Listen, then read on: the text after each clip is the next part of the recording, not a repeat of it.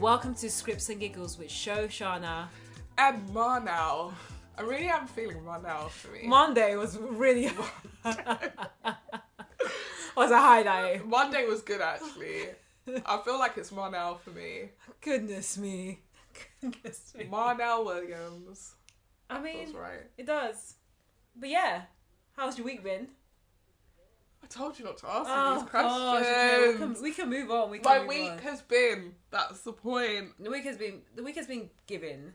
I'm spoiling to talk about culture. Yeah, we have to because I think a lot of that is actually added to the week. Literally. So yeah, let's just get into it. What is that from? Shreddy come dancing. No, it's not. It's like some sort of YouTube ad. No, that's a different song. That's what I was doing. I was doing like Squarespace. I was doing Squarespace. God. Oh, well, I've been sponsored by them. Don't give them their time. Anyway. So, your girl. Beyonce has had the audacity to announce the tour and only give us 2 days to buy tickets. I think a lot of people were starting to sniff that something was going to happen. I don't care. I'll say something very controversial on this podcast after I've been going up for Beyonce. Quite a few times. I'm not a member of the Beehive. For real? I'm not. Listen. When you said you will shake your ass to all of Renaissance. Yeah, I am Team Renaissance. You're not Team anything else before then. No. I'm a stand for everything pre-Renaissance, and I'm okay with Renaissance. That's why you're a hater. I'm not a hater. I love Beyonce. I've loved her for a very long time. I can't wait. I would love to jump into the future and see what the discourse is about her discography collectively. Yeah, I think it'll be a very positive because conversation. I honestly think Renaissance will always be an outlier. It will. And it will be Marmite, either like it or you don't. And I'm going to be one of those people in the documentary being like, when Beyonce released Renaissance, I remember exactly where I was. I was, in fact, in my home. I am American in this. Yeah. I was in my home and I felt this impulse to listen to the album and I came out that day. As a Beyonce stan. Do you think that this album will change the direction of her future music? So she'll move more into dance and everything? Is it more of an experiment? I honestly think it's going to be an outlier. Yeah. I feel like it's probably been something that's been brewing in her. Yeah. That like maybe... it does feel like a complete album. Yeah. So I don't want to accuse it of what I'm about to accuse it of. But I can imagine while she's been making other albums, there's been off-cuts. Yeah. Where it's like, I'd love to make this, but it doesn't feel like it fits the sound of this album. Or it doesn't fit my brand. And then she's gone, do you know what we're going to do? Balls to the wall, the whole thing is going to be this. Because it's such a sample-heavy album as well. And I feel like any of these songs in another album, you would be like, what's this? It would have been like a bit of a random choice.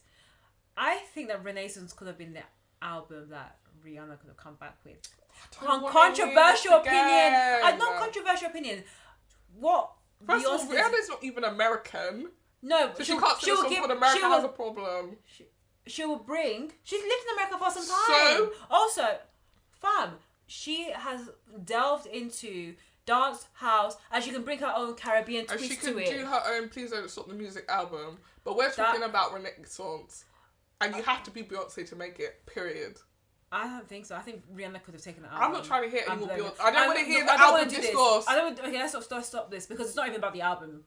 It's not about the album. It's not about the album. It's about the tour. When Rihanna comes on, we can talk. Stop talking about Rihanna. I didn't know you were such a Rihanna stan. I'm not Rihanna stan. I'm just saying that it's just very intriguing with this album and the direction that Beyonce came. Rihanna's going to come out with some pop ballads and leave it there. Leave it there. I don't really hear any more about it. Everyone's going against type. I know. Lady Gaga went back to type. Everyone else is going against. Yeah, I know. And it worked for her, and it's working for them. So I can't wait for Rihanna's nursery rhymes that she's going to come out with. Shut up. Preschool music for a baby. I think that if Beyonce comes back and tries to like delve into another genre, I think it'll be country next. I think Beyonce's doing an emo album after this. Beyonce can't do emo. She'll be running. She'll add her runs. Yeah. Her vocals. She could. You can't change it. Evanescence. Eventually, she was singing. Hayley from Paramore, she sings. Yeah. Even Patrick Stump in Fall Out Boy. When he was singing, he really sang. He did. So we're not going to sit here and say that emo girlies don't do belters. They don't do the runs. Also, have you been seen on TikTok like the list of white singers who sound black? The white singers, black singers debate. No. Where they bring out like a list of songs that you think is by a black artist, but is actually by a white artist. So like it ranged from like John Mayer, Natasha Bedingfield. She's black. We all know that Natasha Bedingfield's black. Let's move on. Is she? I thought you were gonna be like, she's actually mixed race. She could be. She could. She be. We don't know her life. Allegedly, we don't know. Daniel Bedingfield. He could be black. He Blacks. could be black. Blacks. He could be black. We're now bringing some of our conversation off topic, off air, into this. You just don't know when people are black, is what I'm saying. No, it's true. But anyway, going all the way back. Patrick Stump from Fall Out Boy grew up singing in a church. Baptist church, honey. Yeah, but that's why he sings like a black lady. Old black lady. My girlfriend. Yeah. He always had a voice. He did, yeah. He did. And that's what I'm saying. There are a lot of these little white people who grew up with some soul. Yeah, exactly. Jimmy's got and they're soul. like, put some respect on my name, hon. I'm not like one of these regular whites. I'm seasoned white, honey. Yeah. I went to the cookouts, honey. And I've been eating collard greens my entire life, honey. We're going to stop right now. We're going to stop right now. That's exactly how he talks. All I know is that I'm sure Beyonce will put her spin, her unique sound on emo or any genre. Maybe she's about to come out with the opera. Fam, she's about to come out with a tour. Let's just get to that. I don't want to talk about it because I'm I actually feel hurt. Specifically by Beyonce. Like, I feel like it's her fault that this happened to me. Because, honestly, I'd go on Twitter on Tuesday and suddenly Beyonce tour is trending. I'm like, hold on a sec.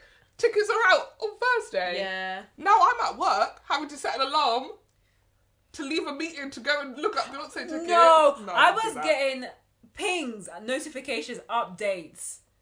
Yeah. Basically, from I was Marnie. messaging Shoshanna all morning being like, this is crazy. I'm trying to get into the queue to book these They tickets. won't even let me in the frigging queue. And there's 221,000 people in front of me. Nuts. I would have left right then. I'm sure, but do you know what I will say? I'm sure of the 221,000 people in there, half of them probably looked at those tickets and said, I'm not doing this. Yeah, that's true. Because the prices really ranged. They did range.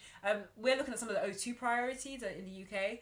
And it started off with like, seated is like £56 to about £200. Standing is about £100. No, it's not. It's 177. No, the other standing one. Oh, there was another standing one. Right at the top. 101. 106, I think. Then you get into the VIP packages. Actually, no. Before you get to VIP, you get to Club Renaissance, which is like 372. Is in the center of the stage. Arena. Yeah. Oh, the Beehive was like 1,000. No, 700. Was it 700? Yeah. Okay.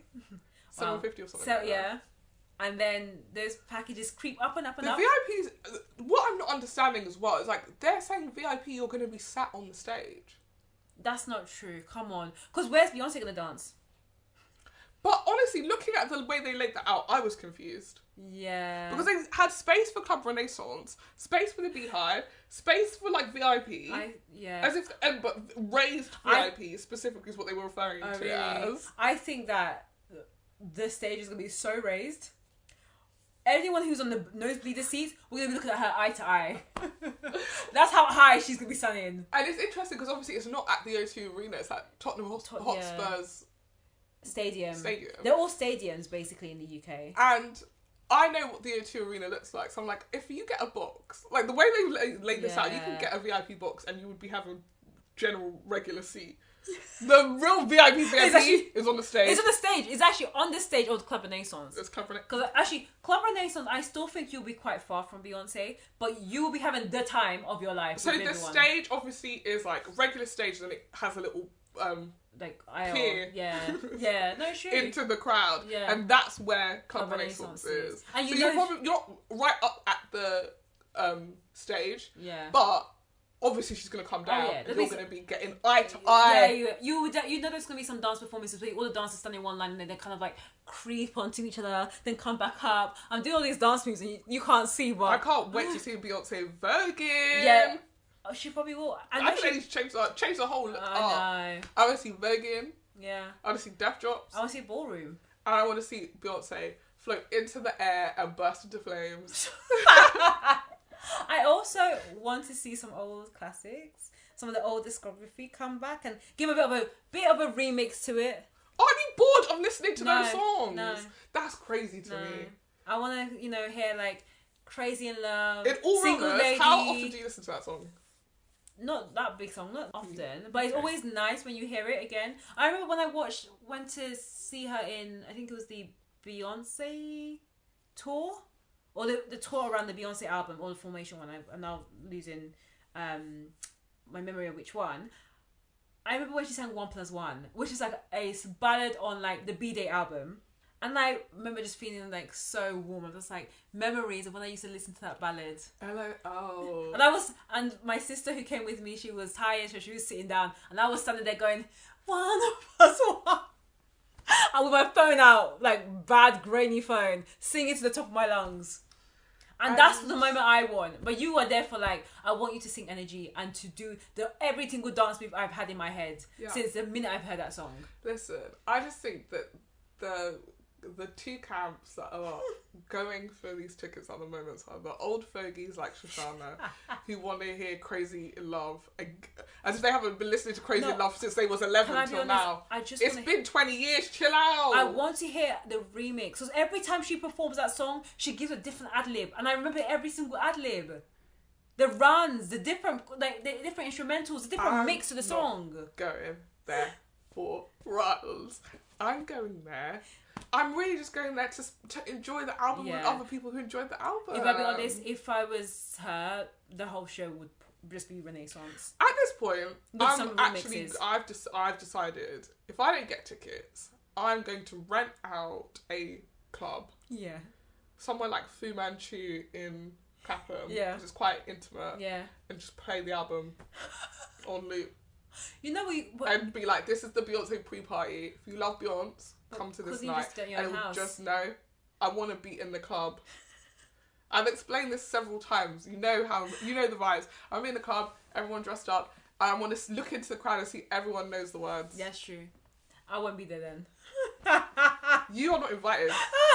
Because it's best dressed only getting in the club. And you're not getting in through the door. How dare you? When I come in my sparkly dress, with your booty jumpsuit. Shorts. No, I'm not with booty shorts. With your booty shorts. I'm not with booty shorts. I wear my jumpsuit. What jumpsuit? Don't worry, I haven't bought it yet. I'm saying it like I'm seeing with some heels. My hair will be all over the place. You can only come in if you have Beyonce blonde hair. Well, I'm good then. Yeah, I'm good. Yeah, I'll go out. I'm good. I will see your dress code. Go out. Go to Peckham. Go and buy a blonde synthetic wig. You can do throw that. it on my head. Put my got to be gel, and then walk in and be like, here I am. And okay, what? You can come in. And then I'll do a Vogue. I dab. You can't really do a Vogue, but that's really funny to me that I think it's going to be. Anyway, Beyonce, if you're listening, I'm not happy with you. This is the second week in a row you've let me down. I don't want to give you any money. I'm intrigued to see what the actual prices are, because, by the way, all the costs that we were mentioning before was for those in OT priority. Do you think it will be cheaper or more expensive? More expensive. No, then I can't. It's going to be so inflated. And the thing is, didn't Dubai give you money? Literally, that's my thing. Did Dubai give you money? Why am I paying for it? Yeah. So, but I know the tour will be great. Please do not lose your jobs over Beyonce. I know she said Beyonce tickets. She said it in her song, but you don't need to lose your jobs. If you have Beyonce tickets, honestly, congratulations to you. Please let us know how it is, because it's likely that your boy Marnell isn't gonna make it, and that is really upsetting to Marnell. Marnell was upset about that. You did say last week you buy a ticket, but you ain't gonna buy a ticket for anyone else. Yeah, but I also think I want to see Calvin Harris this year. Oh, who would you? Beyonce or Calvin? Obviously Beyonce over Calvin. But what I'm saying is, I didn't realise Beyonce tickets were going to be so expensive. I can't now go and see anybody else. Yeah, can't get on a plane for the whole year. The price it was cost for Beyonce ticket in cold, old, boring London will be the same price of you going to Ibiza. Yeah. To hear Calvin Harris. Put my pussy to Calvin Harris's DJ set live. you know, there's an argument that someone could say, well, now, why don't you just buy the cheap tickets? I want to experience Club Renaissance. I've said this several times on the pod. As someone who went to go and see Beyonce in the not so expensive seats, I would actually not, like, what do you call it? Don't knock it until you try it, basically. I don't want to be poor. It's not a poor seat. I'm telling you, everyone who was in the 400 block, and that was it. Listen to what she's saying. The 400 block. We were having a good time. Beyonce was a dot. The screens were massive, though. You could see her face. And everyone who was on 400 block, we were just appreciative of just to be there. And we were dancing together, and everyone was like having a good time. But I want to feel the music underneath. You'll feel the music you'll feel the fam. If you're on 400, you will feel the vibrations. Stop talking about 400. Are you working for 400? When I say 400, I mean the nosebleeds. Anyway, let's move on before That's done. But yeah, we'll see. By the time this comes out, we may or may not have tickets. Yeah. Or we may have tickets close to the time. Who knows? And if you hear us on the pod next time, our attitude is very different. Then you know we got the tickets. If I actually just say we didn't get the tickets, yeah, true. I do think she's gonna add a couple more dates to the tour. That being said, I'm going to that show. That being said, that you're gonna go to America to go and pick up. By hook or by crook. By any city necessary. I think if you do the destination one and it's cheaper. I'm telling you, how many people realistically in Stockholm are going to see Beyonce? She's got a bit of a fandom there. Come on. Also, it's not just Stockholm because everyone from Norway, Denmark, Copenhagen, they all come and jump over. Yeah, so I can do the same, innit? Yeah, but they are... Yeah. So she's going to have to speak English, innit? Yeah, she'll speak English. So we can all enjoy. Yeah, I'm not going to say, like, there's no denying it, but... And I've never been to Stockholm.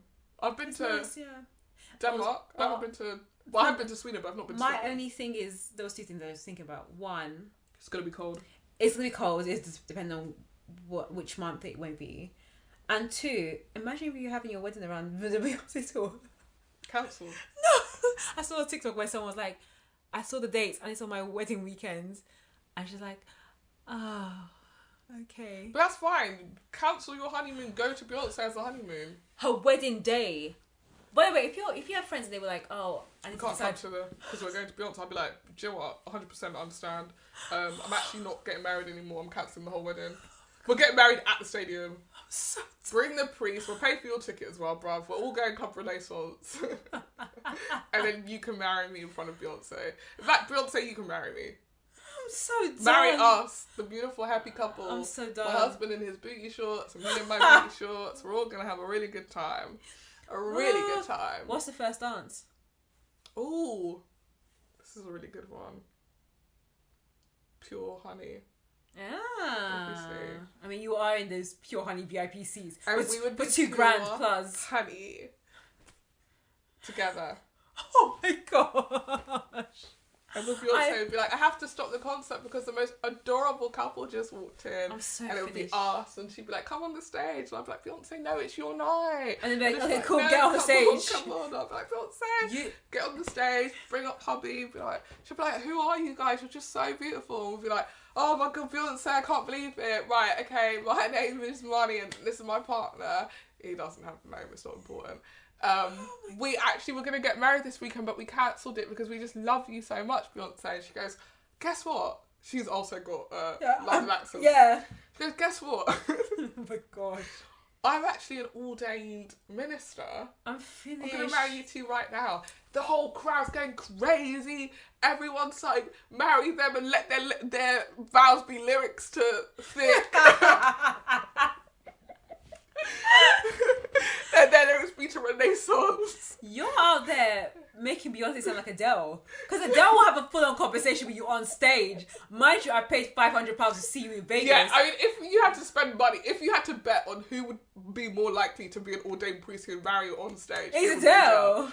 But who do I want to marry me? Yeah. After we do our vows actually turn into a dance break. Obviously, because we are doing the lyrics to the song. And it become like, I do. Then, obviously, be my partner, know all the dances. Dabbing all over the stage. Beyonce's going nuts. She's like, I need to hire you as my choreographer. Oh my god. I'm like, Beyonce, please, I have a day job. So in this dream, because that's the best way to describe it, you get married and you get A job by Beyonce. I'm going to predict. I told you. I already had the visuals. Remember? You did have so this is everything. I'm like, Beyonce. Listen, trust me. I'm the director. I'm gonna. It's gonna blow people's socks off. When it goes on Netflix, it's gonna blow their socks off. I can't believe And then this. my husband's just gonna look at me and say, "This is the best day of my life. I knew when I met you, the only way is up. Play the Essex." I was like, why does your husband sound like he is from Essex? You're like, the only way is up. Beyonce does a cover. It's incredible.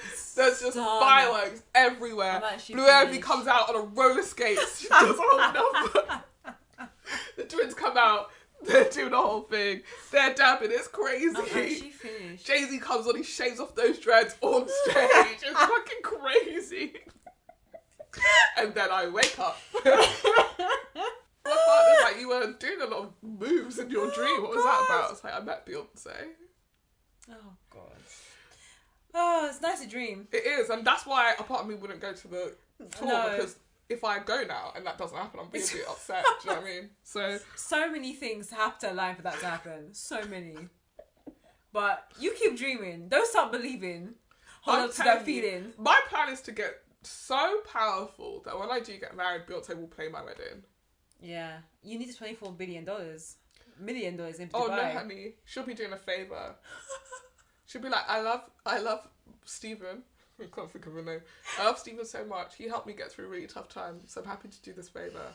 Finish. Mr. Stephen, he does his surname. His name is Stephen. This one's for you. And then she sings Me, Myself, and I. Love you. No, she sings Me, Myself, and I. We're like, wait a minute. Yeah. Song singing What's she trying to say? I do love that song. I do. That's why I would want to hear some of the classics. Better than Ring Me Along. It is better than Ring Me Along. She shouldn't sing Ring Me Along. Diva though, she needs to sing Diva and do the exact same Diva dance break you did in Coachella. I'm there for it. I feel like watching the documentary now. Yeah. I might watch it. Maybe that will spur me on to get the tickets. If I was a club owner or anyone that was hosting events around that time, and I know that some of my guests don't have tickets, I will do like a Renaissance themed type of party. That's what I was saying. Yeah. You said that you was gonna come. I was gonna come, but you could put a dress code of blonde hair. Yeah. So I have to go out and pretend like I'm a contestant on Love Island. On that note. Right. That is the meanest thing you could call Beyonce, a contestant on Love Island. No, I'm talking about how... Yeah. Try and backtrack now. The preference on Love Island is blonde hair and blue eyes. Anyway, should we talk about it? Yeah, let's talk about Love Island. I'm surprised it's getting better. Ish. The stories are getting better. The drama is getting better. I mean, you're saying stories. The boys are acting up. That's what's giving a bit of zhuzh, a bit of drama. And also...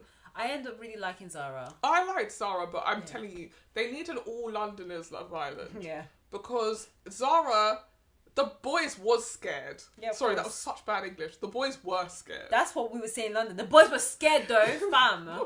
Scared. Tom...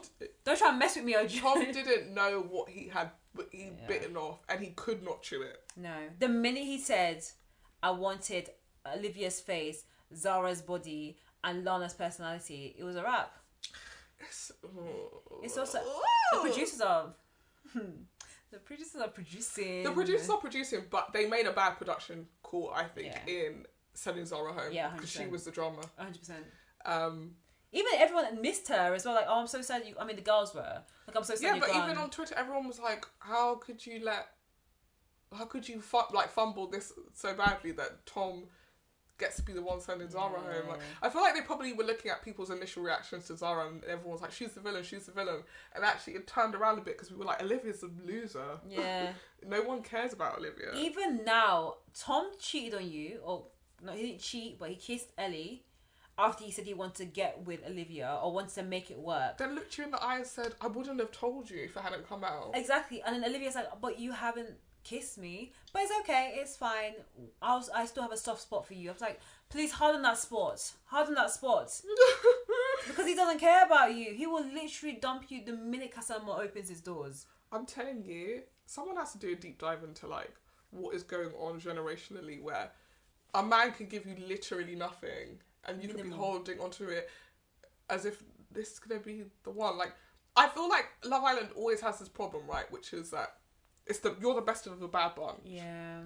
But it's going beyond that now. Yeah. It's a because they keep dropping in new people, so you know there's gonna be someone new. Why are you holding on to Tom so much? He's not even. It's not that. He's community penis, as you know, Zara said. Community penis. He looks 20 years older than he actually is. Yeah, fam. Honey, what do you think he's gonna look like in 5 years? Come on. Also, I think there's two things. There's a scarcity mindset. Like, I need to be with this person now so I don't lose. I don't get voted off. And also, like, you've come like looking for love, and you're hoping that if I put in the work, maybe you are my person, because that's the reason you're here. The producers must believe that you are someone that I should love. No, it's nonsense. You know that the producers. That's not why they put people. I don't. Yeah, you'd be very stupid to think that producers put people on the show because they deserve or look like they could be reciprocal. Yeah. In a relationship, please. Come on. And then the second thing is, I think, and it has been very clear that in previous seasons, the OGs are the ones that really go all the way and win. Yeah, so you're really gagging for any of those OGs that you can just like hang on to and be like, we've been on this journey from the very beginning. Yeah. The audience and the public know us, love us, have grown and seen our relationship, like a Tanya and Shaq. Yeah, I think that is why Tanya and Shaq have Tanya and Shaq in the way that they have. Because they're thinking long term. Yeah. They're not thinking short. Like, it baffles me how short term people think when they come on the show. Yeah. Like Ron. Me and Lana. Actually, I quite like Sammy. The conversation he had with Lana, and this is why I do feel sorry for her, because what a mindfuck. Yeah. He sat her down and he said, literally, nothing has changed between us. But I'm going to go and get to know someone else, but you're still my priority. What are you talking about? This guy wants his cake. I want to eat it too. And that's what I mean. She is no match for him, because he's going to talk circles around her because he's from the south of England. These little northern people, they don't know what's going on. She did say that he had the gift of the gab. Yeah. But they don't know that... Like, I'm telling you, I love the girl looking at her and be like, what did you just say to me? Yeah. Because what I'm hearing is, you want to go get to know someone else. So you don't. So how can I be your priority? Yeah. When he was talking, even I was getting confused. I said, how are you able to... He was selling it like... The thing is, do you know what? It's so dark. The way that his demeanour was coming across like, listen, baby. I know. Be calm. Everything's good. Like, I love you. Yeah. I'm also going to go and sleep with someone else. But that's a good thing. He literally said to her, if I go away now and you move on, then I'll learn whether or not you're the one for me. This guy's a fool. What are you talking about? When he turned to Lana and was like, Sammy is basically my type on paper. Like, if I was gonna build my dream girl to be Sammy, I'm like, why are you talking? As I say on this podcast, you have to want more for yourself, Come girly. On, raise the bar. I'm not sitting... Her face, the way she was listening to him, when he was talking, I was just staring. I was like... Yeah. She looked over it. At some point she was, and at other point she was just like... It was almost like white noise. Because when Rob speaks now, it's just nonsense. And I love that the guys are really taking accountability for him. Like, at him, or telling him that he needs to fix up, and actually he's messing around. I have more respect for... And that's my problem with Tom. I'd have more respect for you if you said, yeah, listen. Yeah. Like, it's still early days. I'm going to get to know who I want to get to know. Mm-hmm. Don't try... Ron is trying to be like, it's you at the end of the day. It's you. Yeah, I might be coupled up with someone else. Yeah, I might be smooching her. Yeah, we might go into the hideaway and have sex. It's you that I might have our kids. No, yeah, she may have my kids. Maybe we get married. Maybe 30 years pass and we're still together. Maybe she dies of Alzheimer's and I'm still here. But you'll be my number one. What are you talking about? What are you talking about? I would not even let you finish your conversation. I'd be like, listen, before you start, are you going to get to know that girl, yes or no? Then you don't need to get to know me. It's that. Yeah. Him telling her, you should go out and talk to people. You need to get to know people. And the minute she started speaking to Stephen or Spencer, whatever his name was, Ron's like, I don't know, I'm not really feeling it. I'm not too sure. I'm not really liking this. I'm like, shut up, fam. Shut up. Listen, men can lie and men can kill. You have to stay in your house. And that's it. Don't go outside. It's nuts. The series is getting more and more interesting. You know who else is doing? Let's make it to the finals. Who? Will. Oh my goodness. And that girlie. Yes. Will, he thinks he's met the one. The girlie, she's thinking cash at the end of this. Exactly. Let me just wait. So and all I need to do is just jump across the bridge from South Africa to Australia. So I'm yeah, okay. I'll just hop home after Because this, when he's like, oh, you're going to come back to England with me, you're like, well, technically Australia's a bit closer, so I'm just going to go and do all my publicity stuff in Australia. But I'll see you again. Yeah, I'll go pack my bags and then I'll meet you there. I'll meet you there, hon. You go ahead. Oh my god, Will's character is just so interesting to me. I really like Will. As we said it last time, I just don't think this is the show. No. He should be on Farmer Wants a Wife. Yeah, perfect. I don't know. It's like he has like some social. I was gonna say like he's just a socially awkward individual. But and it's good energy for a show where there are lots of people who have absolutely no... Like, Will has bags of personality. Yeah. Everybody else is a personality suck. Yeah. So having him on there sometimes, like, when you've been sitting there watching people have just most inane conversations, cutting to Will being like, can you do this? It's like, yeah. That is what a real person is doing, because we've been sat here for hours and hours talking about absolute shit. And we are bored. Yeah, why didn't I do something? Like, why didn't I do a funny rap to, like, liven up the thing? Like, it's stuff to do, and I like that. But I feel like because the balance is off, like there's not enough people like that. Yeah, he's what can't carry all the fun on his shoulders. Like everyone is boring. Yeah, unless they bring someone in that has the energy. I don't know about the new guys or potentially the new girls that will come in, but also can I just say what I really don't like? Go on. The gathering around first thing in the morning and being like, let's each of us go through. First of all, if I'm trying to steal your man, I'm not going to talk to you about it. No, I'll just hide everything I'm thinking. I'm not coming here to be like, yeah, so last night I did smooch Ron and I did touch Will's mum. Yeah. I know it's awkward because obviously you're coupled up with him and you're coupled up with him, but like, I did do that. Like, I'm not doing that. When they came round to me, I'd be like, you know what, I'm still trying to see if there's anyone I like. Hoping it's... I'm lying through my teeth. I have slept with your partner. You're not my friend, bruv. I don't know you. I don't want to be in the sisterhood. You sound like Ekin-Su when she's like, I didn't come here for friends. I was like, wow. No, I didn't. She knew exactly what she wanted. They're such boring conversations. If they were fun, I would be like, yeah, do you know what? This is juicy. You know what? It's sitting around every day and be like, yeah, me and Shaq had a good day yesterday, and it was the exact same day as the day before. I don't want to hear about that. You know what? It starts to get spicy when everyone's doing stuff. So it's like, what stage are you? And then the euphemisms come through, like the football. That is also not spicy. Do you know what was spicy for me? What? When Liv was like, yes, obviously me and Tom, like, we've been chatting, and then they cut, and the next person was Zara. She's like, obviously it's kind of monkey to sit here and hear that you've been moving to my man. And I was like, this is the only thing that is interesting about this. Like, you have to talk about how you was hitting on someone's man right next to the girl. Like, what is happening? What is going on here?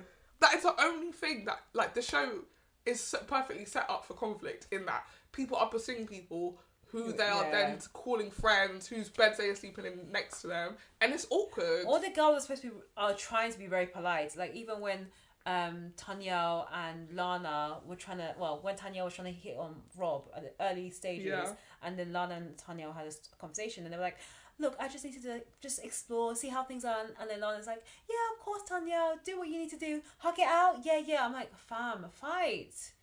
I know he's not worth it, but you know. I don't. Obviously, it's very nice that there are loads of people in this life who don't have anger problems and they can contain themselves. But me personally, no. Put a pause on you, okay? We're not about to sit here and be like, let's hug it out. You're going after my man and he knows my man. Yeah. Like, I'm gonna say, I might not fight you, but I'll be like, dude, it's a bit weird. Yeah. And it's a bit weird that you're trying to sit here and be my friend. Sorry, I find it weird. Think about this in real life. I find it weird. There won't even be conversation. There won't even be a conversation. And people be like, I just don't want things to be awkward. Let things be awkward. It is awkward. Yeah. It is awkward.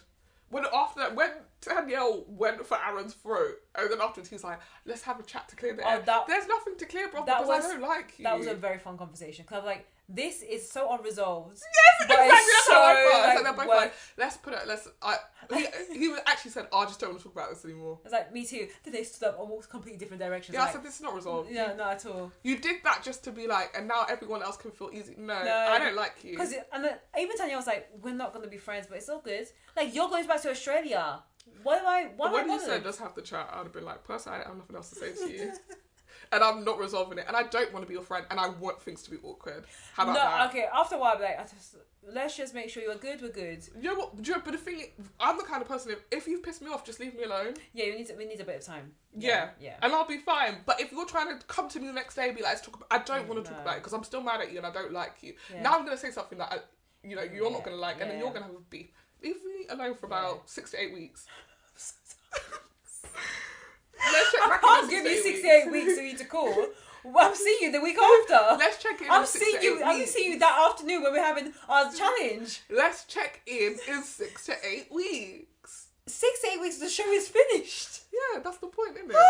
So we don't have to see each other because I know I don't like you, and you know you don't like me. So why are we pretending? Let's keep the peace. I wasn't good to fight you. Yeah, but we just want to keep the peace with everyone else. Bro, as soon as I get a chance, I'm gonna chat shit about you. That's not what happened the whole time with Zara and Olivia until Tom became the enemy. They stopped fighting each other and they realised, open your eyes, who's the enemy of progress here? It is actually Tom. Yeah, but both of you look stupid now. I know. The fact that you was like, he said he liked me, yeah, but he coupled up with me. Guess what? He been both of you.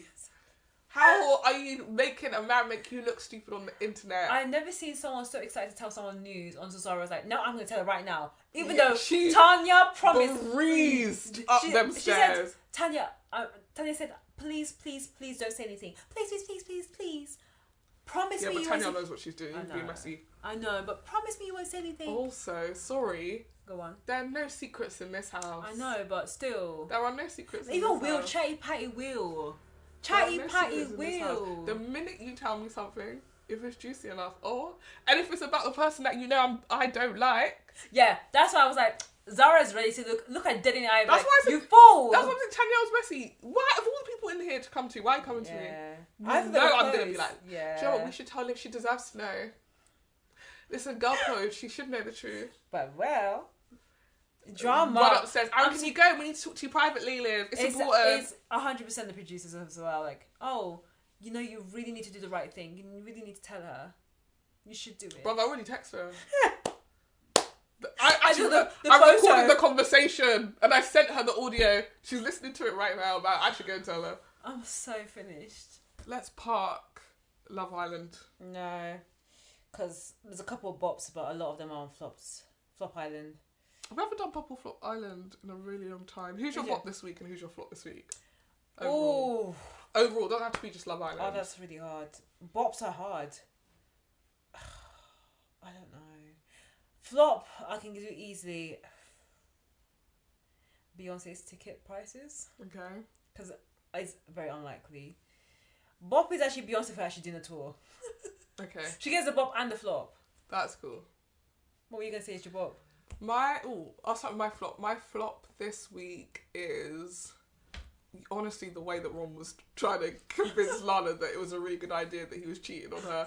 And I know they're not really cheating, they're not in relationships, but like the idea of someone trying to put you on the back burner but telling you that actually you're the priority, it was gaslighting at its finest. Yeah. So, absolutely, I saw someone tweet like he's in Destiny's Childish, and I was like, what you don't understand about Destiny's Childish is you have to be mixed race, so he can't be in it, but he definitely has the mentality of those boys. So there's quite a few of them in Destiny's. Well, if we were going to do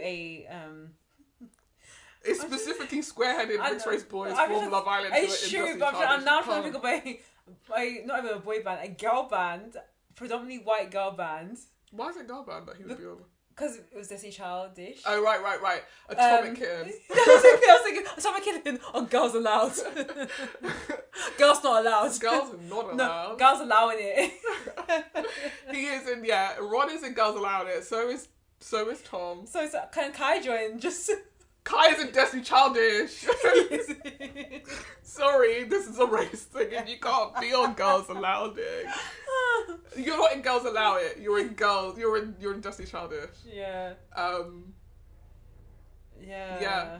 So I would say he's in my flop, and in my bop is Tanya saying, "Why are you getting rude for?" Yes.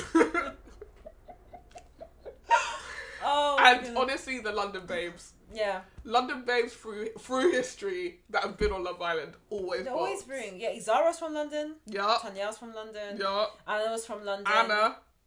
Who else? That's it. It's quite those are the monarchs. It's in the blood. Because you know the Holy Trinity is Anna. Mount Rushmore. It's Anna, Danielle, Zara. There must be another girlie. Isn't Ekin Su from London? I mean, I know she's Turkish in background, but like I don't know. I thought she lived in London. Stick her on there. Yeah. Stick her on there until she tells us, until we do some research and find out she's not. That is the Mount Rushmore of London girlies. Of London girlies on Love Island. We'll keep on reviewing as and when there's interesting bits to do. We have to talk about Casa Amor because I feel like Casa Amor is going to be the moment that we see who is the true girls allowed and the girls allowing it. Girls allow it. Allow it. The girls allow it. Allowing it. I'm just trying to make it sound like a vibe. Anyway, let's move on to the review of this week. It's gonna be as extraordinary as my amazing jokes and puns. Boo! Boo! Leslie, no! Boo! Boo! Let's get to it. Okay, so the show we're reviewing this episode is Extraordinary. Yeah. Written by Emma Moran. Yeah. 8 parts. Yep. 8.5 hours, actually, for Disney Plus, on also Hulu. And Hulu. In America, yeah. And produced by Sid Gentle Films, who also do Killing Eve. Yeah. Where to start?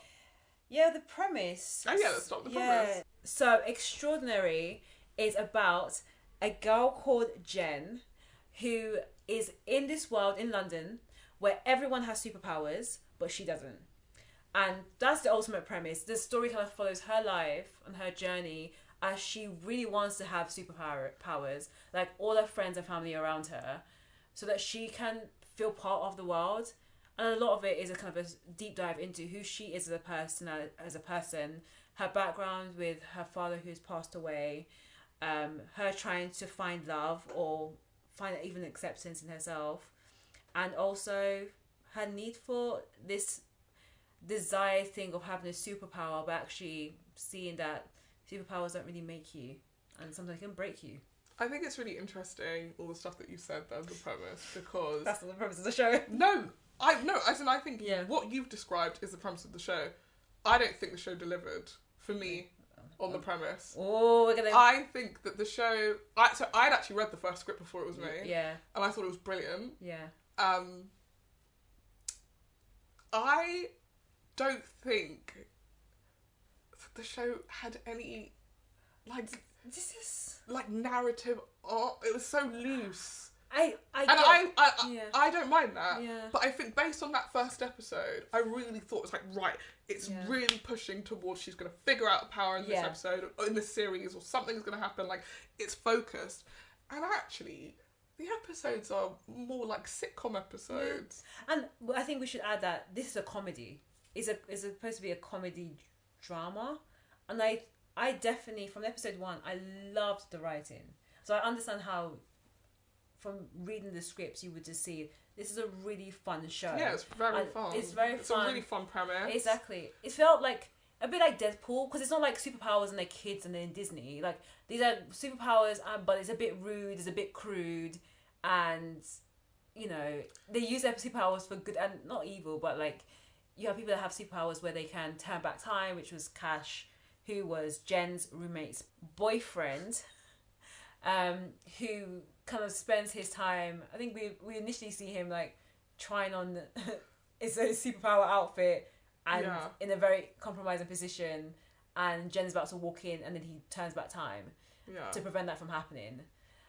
But you get those kind of really fun moments. The opener was hilarious, where she's interviewing with a potential job, and the person who's interviewing her has the power of basically getting you to say and speak your mind and every single truth that you have without any filter. And Jen is just saying so many different things, being super honest about the fact that she didn't even want the job, she just needs money, or how she doesn't wash she only washes her hands when she only washes her hands in the bathroom when other people are there.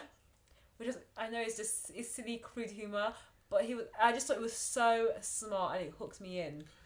I think that this show was, if you crossed girls with superpowers, like I feel like Jen belongs to that kind of time of like women, like the opposite of a girl boss, like a girl failure. Yeah. Who's just like can't quite get her life together. And I think had I gone in with the expectation that it's just like go on this ride with these characters, I wouldn't have felt as disappointed. I think what was disappointing to me is it felt like it never, like as characters, they didn't really develop for me. Like Jen's thing is like, I just feel like everything was like very neatly, simply drawn. Like Jen is the way she is because she doesn't have a power.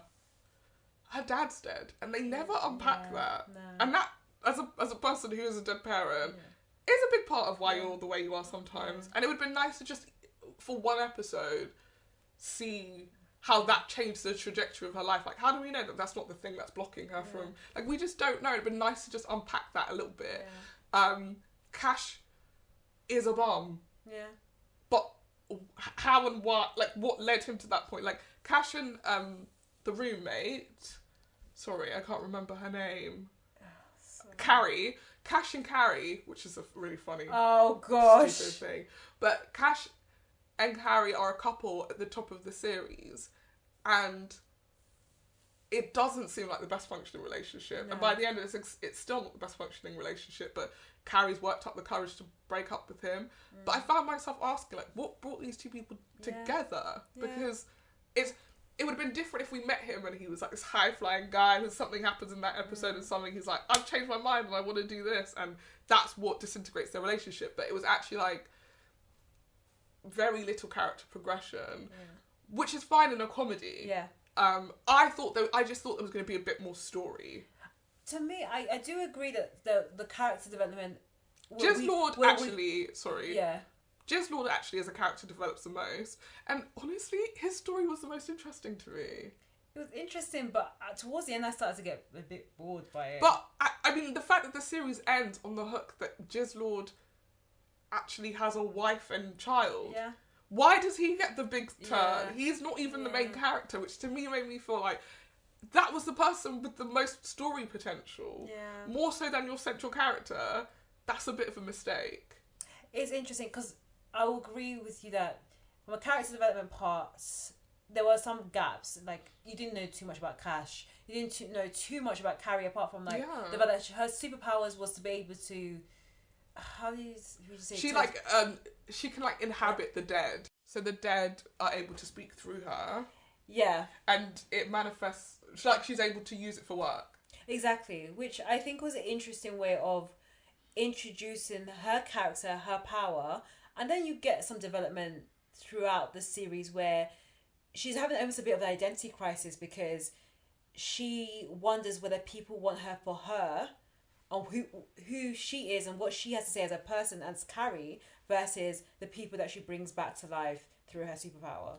So you get a bit of that character development through Carrie, and then Cash is a bit of a bum, and then he starts off as a bum, and in his kind of role, he wants to kind of do something beyond his power or use his power for good by creating this group of vigilantes, which again was another arc to his story.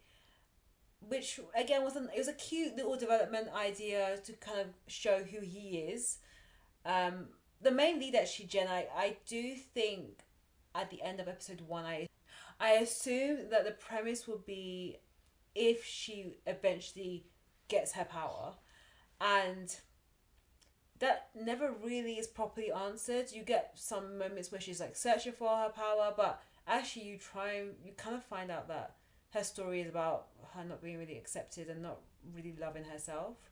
So I do think that there were some things that could have been done better in terms of like building that story, but it's a comedy. For me, it felt like a pure comedy. It was a really funny show, or maybe because my humour is a bit more light and fairy. And it didn't need to be deep. And I kind of appreciated that we didn't need every single backstory because it would have just taken away from the comedy and the fun and the you know, the witty tone from the show, which, you know, there's space in series 2 to give more development and to find out who everyone is, and if this relationship between, spoiler, Gizzard Not Gizzard. Gizzlord or Jizzlord. Jizzle, please. Whether this relationship between Jizzlord and Jen is actually a thing, or if it's just a funny pun on that Jen loves Jizz, which is kind of like the pun at the end of the show. I don't like it's so. Yeah, I didn't think it was that funny. Do you not? No. Oh my! I think it had comedic premises. I just thought it was such junior comedy. Well, I think it's a reflection on me. Like, I just feel like so many of those jokes felt like, isn't it funny being crude? Isn't it funny being horny? And it's like, I mean, at this point in our lives, we've watched so much crude and horny humour that you actually have to do a bit more to make me laugh in those things. Yeah. And the only person that made me laugh was Jizzlord. I didn't find Jizzlord funny in any sense of the words. There were moments in that I was like, oh, this, like, because his character is so unexpected, like, there was space to do things that I would, like, for me, I like to be caught off guard with my humour sometimes, and I felt like everything else felt so, like, with Jen, you knew it was going to be a sex thing. Yeah. With Carrie, it was my boyfriend's kind of shit. With Cash, it was like, oh, I'm gonna say something really dumb, and it was with Jizzlord, it was like, it might be a dumb thing, but then sometimes he would come up with these really like wise and poetic things to say. He was quite a deep person. I was confused by his intellect, because was he supposed to have a mind of a cat? Or for those who don't understand Jizzlord's backstory, he was initially the stray cat that Jen brought into that flat. And then what do you call all these transitions? Like, he transformed or personifies into an actual person. Was a man. Yeah. His superpower is that he can turn into a cat. At some point, he turned into the cat and couldn't turn back for 3 years and lived as this cat, which was called Hercule, for 3 years. Then Jen finds him, brings him into the house, and they don't really explain. Again, this is what I mean. It's just like suddenly he can turn back into being a human. Yeah. Turns back into being a human. Obviously, everyone screams and they're terrified because there's a man in their house that they don't recognise.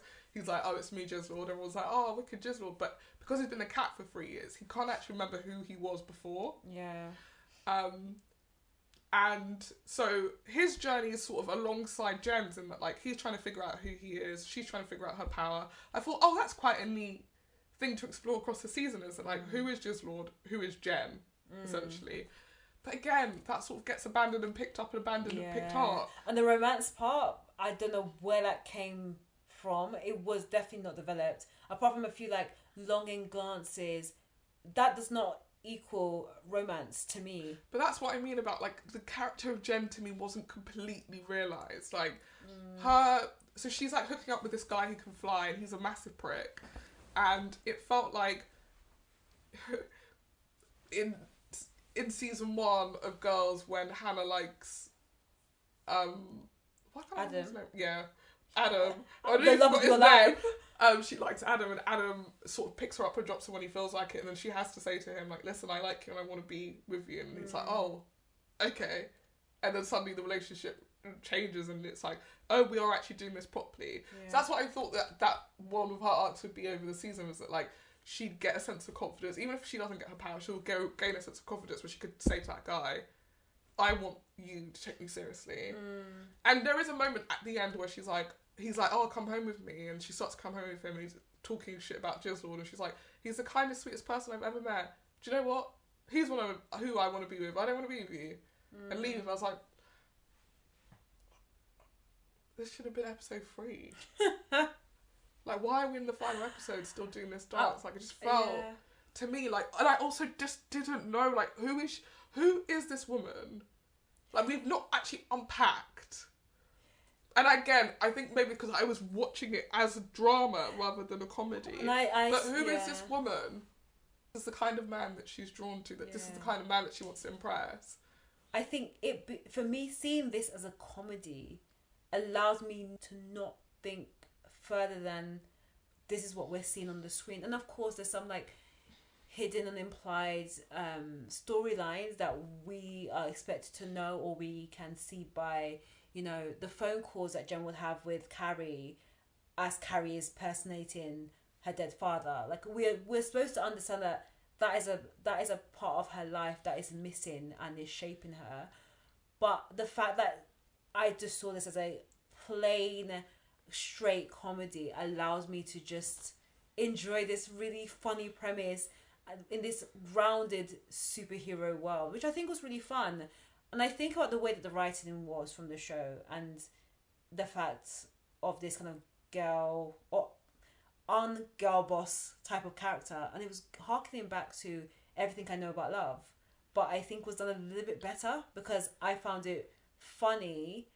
And Jen's character, yes, she is supposed to be unlikable, but I didn't dislike her that much. I don't think she's supposed to be unlikable. I mean, I think she was supposed to, like, the middle episode where you can see that she's very selfish, and a lot of the things that she's done, especially around Carrie and her sister, was really at her own benefit. So she will like tease her sister or completely embarrass her at her sister's graduation. But even when that happened, I was just like, it's just Jen being Jen. Like I just end up liking her character, and I think she was supposed to be like almost the villain but also the lead, and I didn't get that. Like, I don't think I needed to get that. I didn't. Yeah, I just why I said I read it as it felt like a girls. Like it felt like this should have come out at the time that Girls was out, and like, but we weren't quite there with our like genre stuff yet for it to work. VFX. Yeah, exactly. That she just feels like that kind of character, which is like quite unapologetic, and you know her flaws are writ large, so you can see like they're not trying to pretend that she's this sweet girl who just makes mistakes. It's like, yeah, I'm flawed, but you know that doesn't mean that I don't deserve love, or that doesn't mean I don't deserve, you know, the respect of my parents or whatever it is. Do you think that we are, as an audience, that we may be a bit too old for this type of show? I mean, it's hard to say, because one thing I will say about the show is that it personally attacked me by playing a lot of songs in the soundtrack that are music that I listen to every damn day. And I said, how dare you, first of all? And second of all, what year is this? Yes. Because I'm very aware of the fact that I listened to a lot of music that came out like when I was younger, and I cared about music in that way. I'm like, I need to hear a new song, I need to hear a new song. Nowadays, I just listen to the classics and mind my own business. Yeah. So hearing those songs, I was like, is it 2012? Yeah, I was confused. I knew it was supposed to be like modern day London, but modern day London could be anything from like 2005.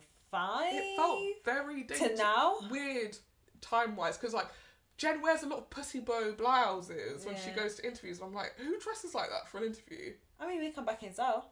I'm not saying it won't, but like there was a period of my life where I'm like, what I want is a big silk pussy bow blouse, and it was 2012. That's what I'm saying. It was very much Gossip Girl inspired. I want to dress like an old Upper East Side lady. Yeah.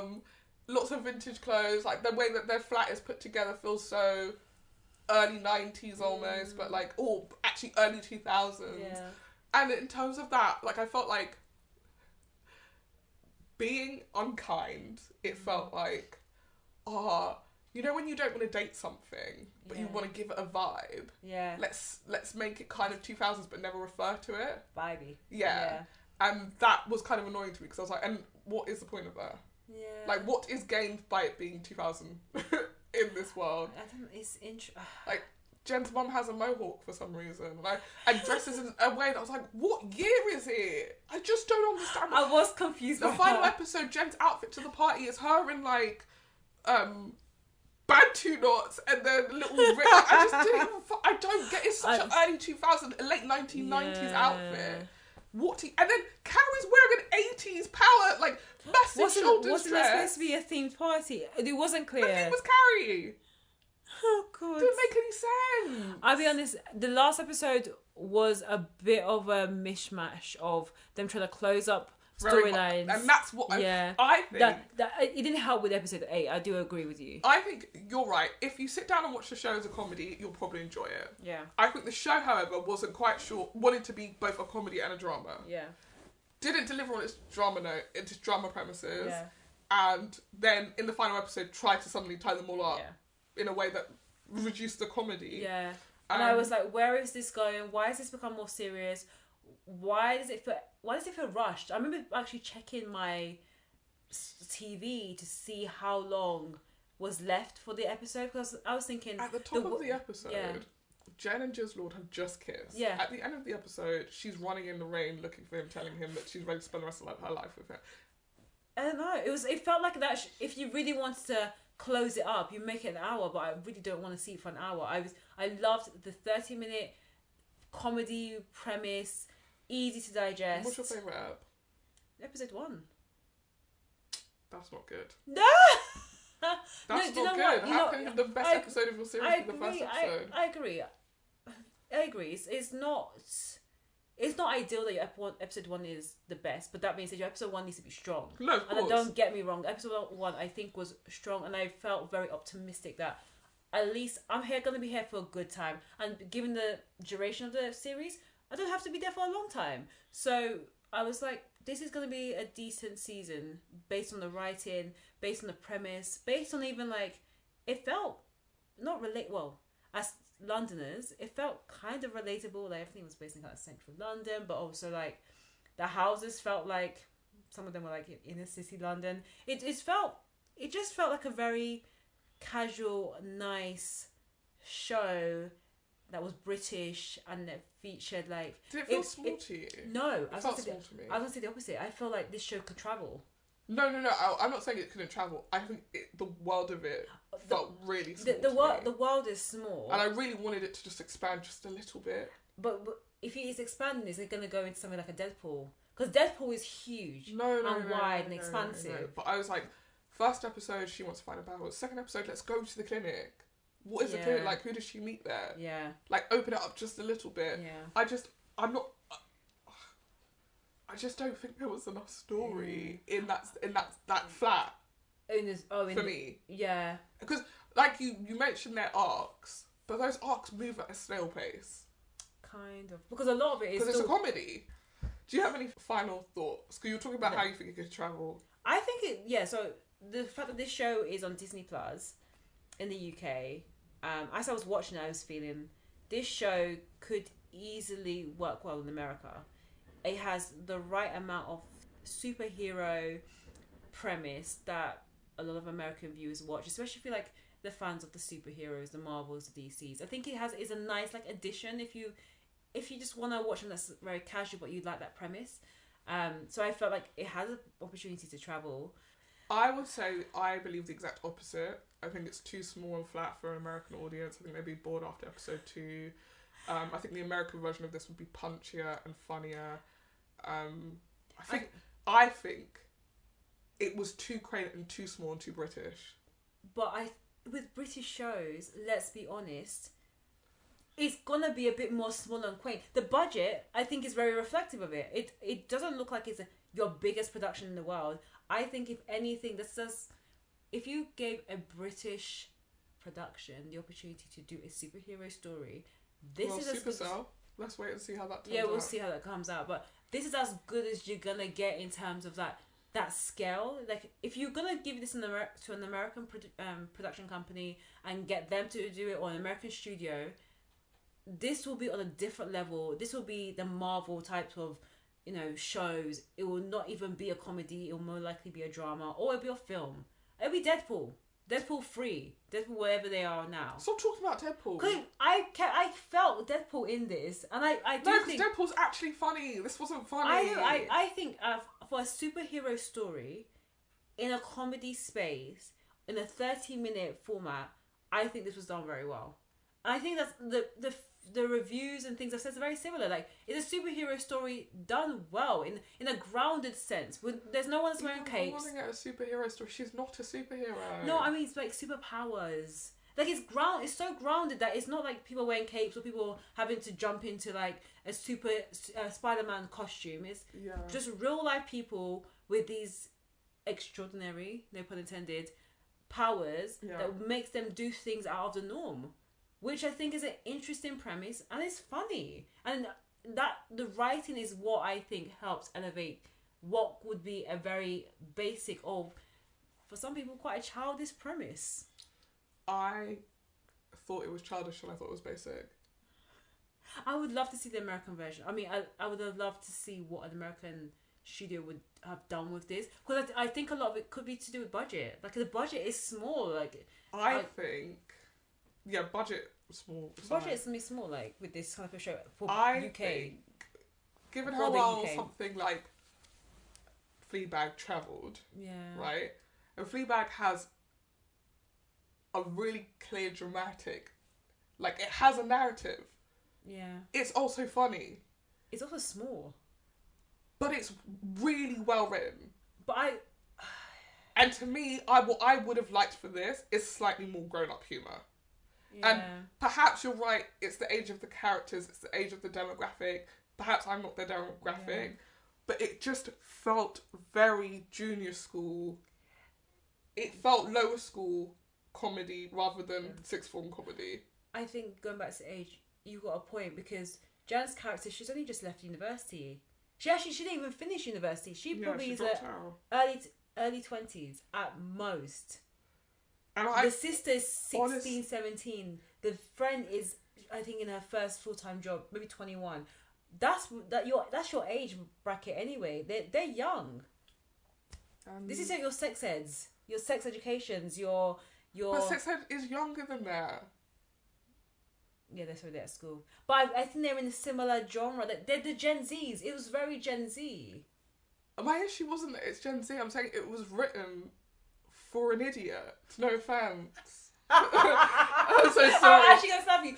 I'm so sorry. Let me take that back. But I think it's because you're wearing the drama hat. You're seeing. But I'm also saying it wasn't funny.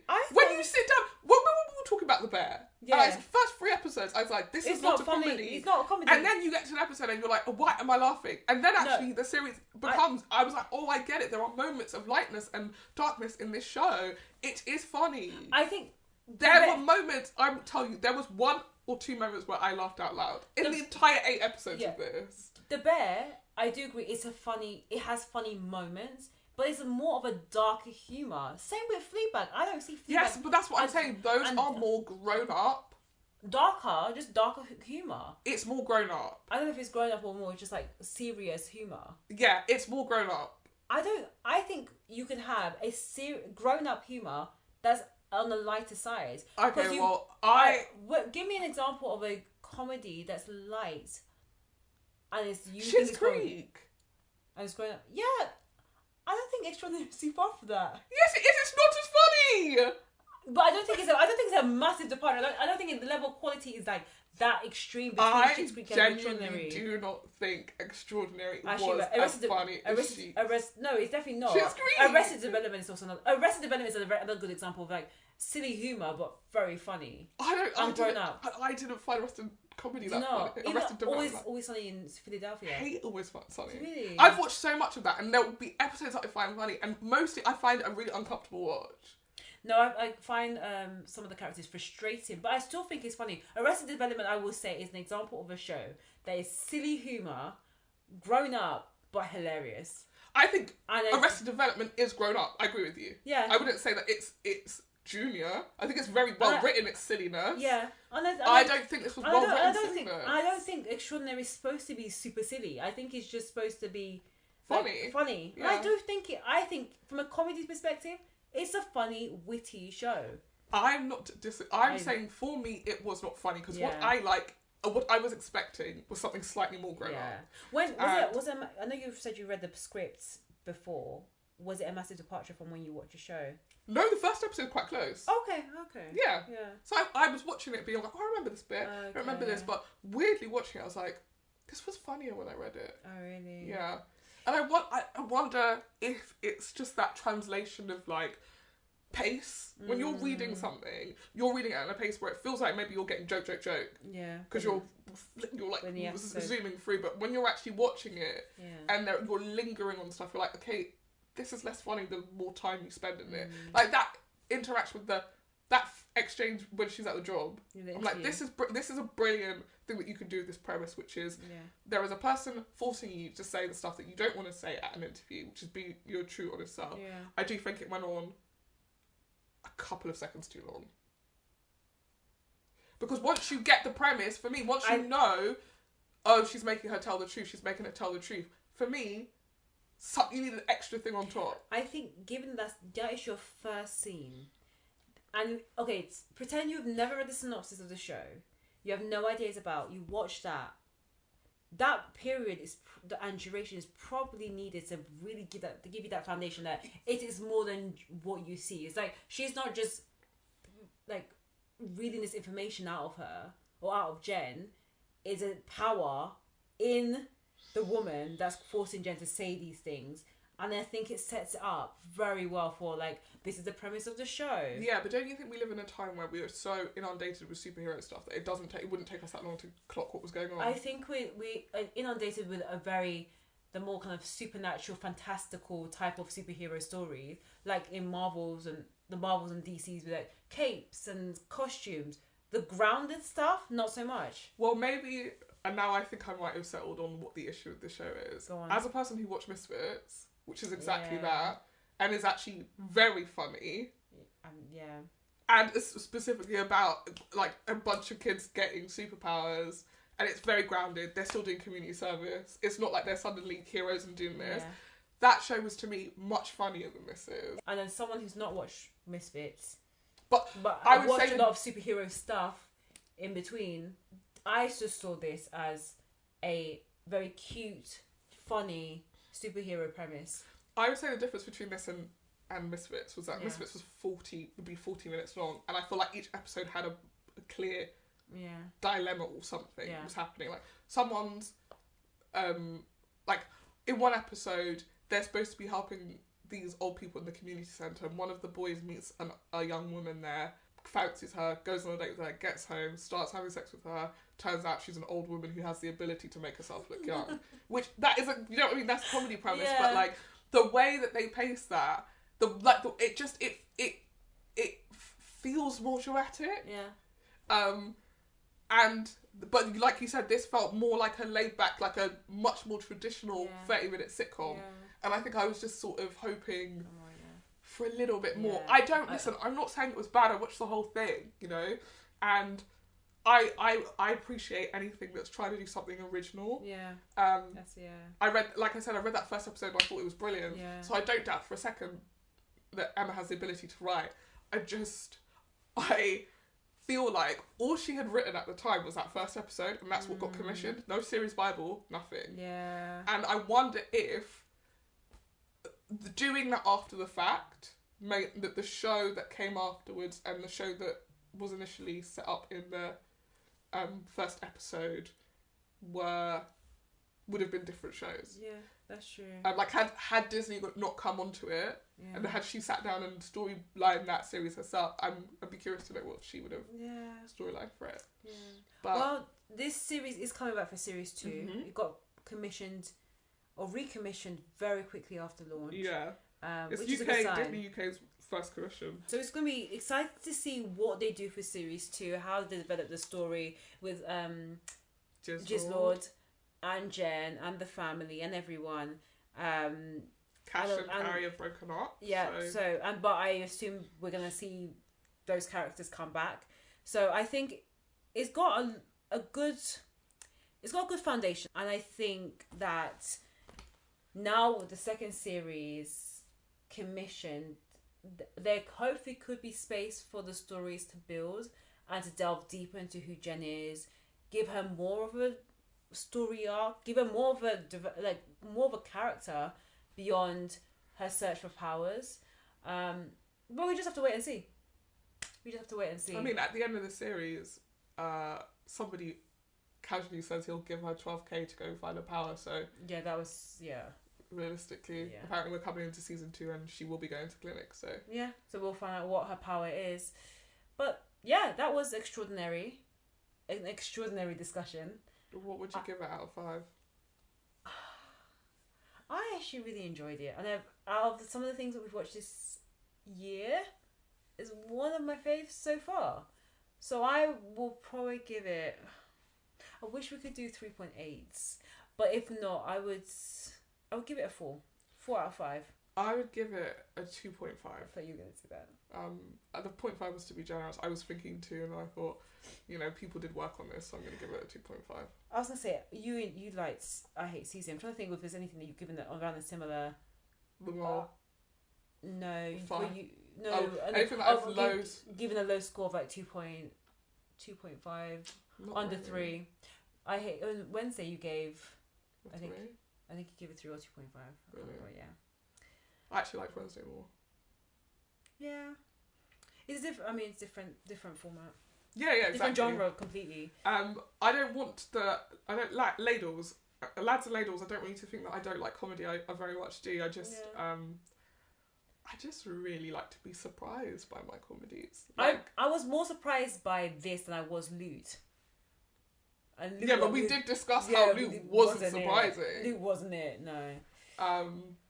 But let's see what series 2 has to give. I also wonder if it's been unfairly ranked because I just finished season 4 of Atlanta and I thought that was absolutely brilliant. Crap, I need to watch that. So no offense, Emma Moran. I just I don't think you're not doing quite what Donald Glover and his brother are doing. But this is her first show that she's written, isn't it? This is Donald Glover's first show that he teared up. But he's got to series. This is series 4. Yeah. Series 1 was amazing though. That's not even. Yeah, come on now. I'm just trying to say that her job is more difficult because there is a genre element to it. Exactly. But then also maybe her job's easy because there's a genre element to it. At the end of the day, she can't think of stories. She can always fall back on, what if they meet a guy and he's super stretchy? True. I have to come up with episodes for this. Come on. Alright, should we talk about what we're going to review next? Yeah, what are we going to review next? Is this an Atlanta Series 4 type of thing? I would love to talk about Atlanta Season 4. Unfortunately, I still have not watched Series. You don't need to. One good thing about Atlanta is it really is not... You don't have to have seen the seasons in order. I've seen the one before. Yeah, I've seen season 1, parts of season 2. You don't need to have seen the episode before the one that you're watching. It doesn't... Is it really like anthology, like a more of an anthology type of thing? Yeah. Okay. I'm just trying to think of my timings. It'll be interesting to talk about. If we don't watch that. I've started watching Chippendales on... Is it good? I've literally only just started it, so I cannot tell you. Okay. On Disney. Because I'm trying to watch more things on Disney. Yeah. What else is out at the moment? I feel like there's going to be stuff coming out next week, which is annoying. There are quite a few things that are coming out next week. So, I mean, we're going to be reviewing things like You later on and Perfect Match. Love is Blind after the altar. That's coming out next week. So... we've got quite a few things. But... Should we do a relaxed fit next week? Should we talk about who we think has it and who doesn't have it? We could. We have been saying we're going to do it for some time. We have been saying we're going to do it. Let's do it. Yeah, why not? And then we can cover things like in pop culture, such as the Grammy wins. Yeah. Yeah. Whether or not we got the tickets. Oh, yeah. What else is happening? Creative. When is the Met Gala? I'm really bored. I want some more fashion moments. It's the first. The Grammys will have happened, so we can talk about that. Yeah, the first. Runaway. The first weekend of May is the Met Gala, so we're a bit far out. It's a bit rude of them. What we're supposed to be doing? Fashion Week. You got Fashion Week. You got the Oscars. You got all these other awards shows. You're good. Maybe next week we talk about EastEnders. We're not doing that. All right, girlies. We'll put the recommendation in the notes, the episode notes. The recommendation is go for your heart, go for your mind. Who do you think has it? Yeah, and then we'll talk about it next week. And maybe you'll have the same picks as us, and if you don't, maybe you need to re-examine some things in your life. Because taste, do you have it? we all have taste if you're listening to this podcast.